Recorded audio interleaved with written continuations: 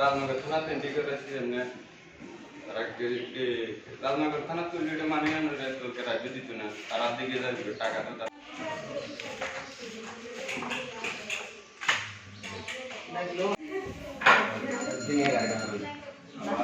Refer দেবে city exchange করার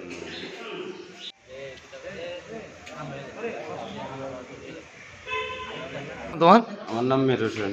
কোন জায়গা বাড়ি? রাঙ্গামারা দক্ষিণ মুসলিম পাড়া বাড়ি। কি যে ঘটনা কালকে? কালকে স্যার আমি জমিনে খেতে পানি দিতে আসলে আমার সঙ্গে খুলে শহীদ মান্নান মিয়া শিমল জসিম তারা মদ খাইছে খায় কেউ হুন্ডালে যাইতে আছে এদিক দিয়ে কেউ সেদিক দিয়ে আমরা যাই এদিকে দিকে তো মদ খাই মানে ফেন্সি 3-4 বার মেলা আছে তারা মনে করে আমরা রিসিভ করি বাইরে করি ফেন্সি ডেল পাচার করতে লাগছিল।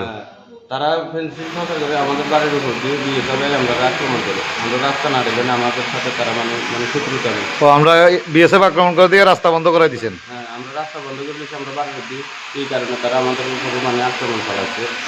এরপরে এমন মদ খায় বৃষ্টি গালাগালি করে আর লাইট না শুরু করে আর আমরা গালাগালি আমি বললাম কী রে গালাগালি করে ব্যবহার এত খারাপ করে বাড়ি এদিকে মানুষের বাড়ি জন্য এইগুলো তো হে আর মানে যেটা গালাগালি করতে দিদিনি তারা লগে আমি কথা বলি একজনে ফোন করি আর সাতটারে বলে এনে ফোন করি আমরা উপরে লাঠি ছোটা আক্রমণ দিচ্ছে মারছে মারে আপনারাও মারছে? হ্যাঁ আমার মারছে দেন না আমার এটি লই এরপরে স্যারের আমরা রাঙ্গামুড়া থানায়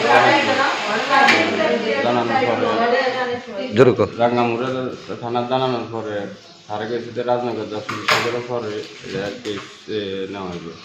তো আমরা রাঙ্গানগর থানা জানাইছি রাতে জানানোর পরে আমি সকালে আইতে আছি তার কাছে শহীদের বাবা ডাইরেক্ট যে অটক করে আসি ওই অটক করে আগে তারা রাঙ্গামুড়া থানা তাইতে লাগছিল আসামি আইন তারা কেস করতে মানে যারা লাফে তারা আইন তারা মার আরে ফাটাইছে।